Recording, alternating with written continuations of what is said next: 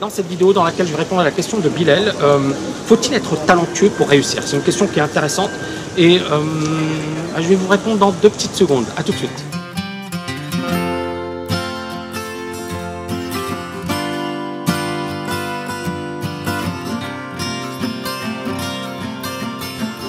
Alors, question de Bilal, je vais la lire. Salut Tammy, sur ta dernière vidéo, je te posais la question si selon toi, 2 personnes avec la même formation, la même motivation, pourquoi l'un réussira mieux que l'autre? Est-ce qu'il y a une notion de talent inné qui fera toujours la différence? Bon, c'est une excellente question et je vais y répondre. Alors, premièrement, premier point, j'ai envie de reprendre l'exemple de Harry Kiev. Harry Kiev, c'était un ancien coach pour champion olympique. C'est également quelqu'un qui a coaché pendant pas mal de temps les traders du fonds de Steve Alan Cohen. Donc, c'est un coach qui a non seulement exercé dans le domaine sportif, mais également dans le domaine du trading. Et alors, Harry Kiev, qu'est-ce qu'il nous dit? Il parle de 2 champions, 2 frères. Le premier, talentueux, brillant, mais paresseux. Le deuxième, moins talentueux, mais travailleur. Qui va remporter une médaille aux Jeux Olympiques? Celui qui était le moins talentueux, mais le plus travailleur. Donc, de là, déjà, on tire une première leçon, c'est que le travail est important, que le talent est important, mais qu'il ne suffit pas, il faut également travailler. Mais entre une personne talentueuse et une personne peu talentueuse et qui travaille, c'est la personne peu talentueuse et travailleuse qui va réussir. Donc déjà, sur ce point-là, il ne faut pas effectivement se tromper.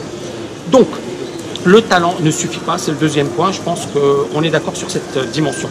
Troisième point, qui est très important, concentrez-vous sur vos points forts. C'est-à-dire, je ne sais pas quels sont vos points forts, Bilal, mais essayez de déterminer dans quoi vous êtes fort. Qu'est-ce qui vous permet de vous démarquer des autres? Qu'est-ce qui vous passionne? Quel est le domaine dans lequel, effectivement, vous n'avez même pas l'impression de travailler? Donc, déterminez ce domaine. Essayez, bien évidemment, de faire un travail d'introspection. Une fois que vous aurez déterminé ce domaine, essayez de vous concentrer dessus et d'en faire véritablement votre marque de fabrique. C'est ce qui va vous permettre ensuite, effectivement, d'exploser dans votre domaine et dans la vie de tous les jours. Ensuite, par rapport à la formation, puisque vous êtes étudiant de la formation TKL, Liberté Financière Absolue, qu'est-ce que j'ai envie de dire? Est-ce que tout le monde réussira au même niveau? Non, parce que chaque personne a une ambition qui lui est propre.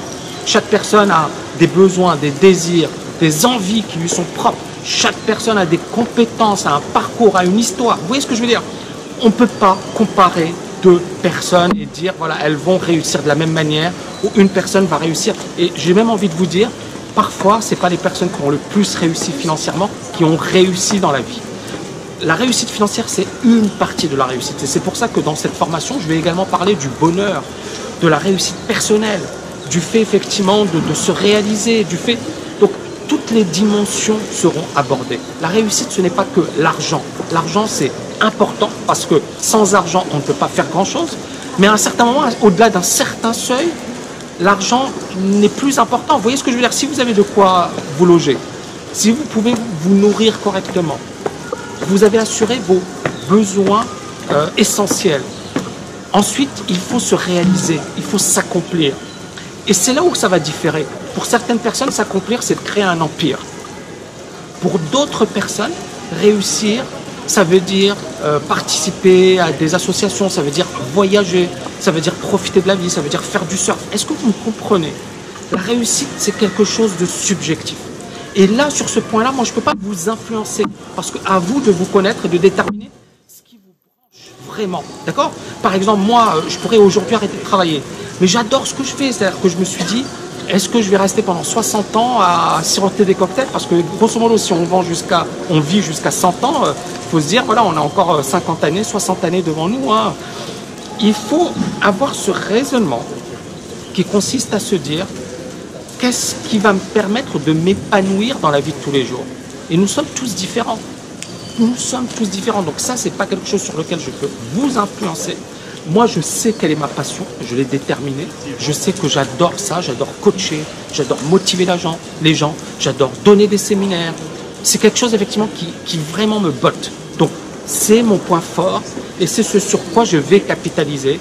Et c'est ce sur quoi je vais devenir vraiment, j'ai envie de devenir l'un des meilleurs dans mon domaine. Parce que j'adore ça, d'accord?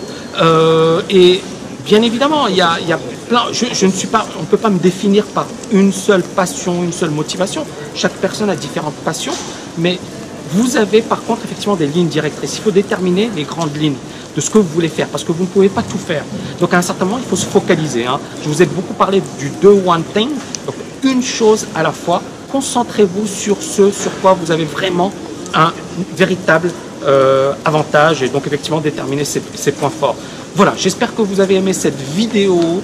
N'oubliez pas de la liker, de la partager. Si vous avez des questions, cliquez sur i, laissez-nous une question. J'essaierai d'y répondre. Bien évidemment, je ne vous promets pas d'y répondre comme ça, mais d'une certaine manière, je réponds aux questions les plus intéressantes qui reviennent le plus souvent.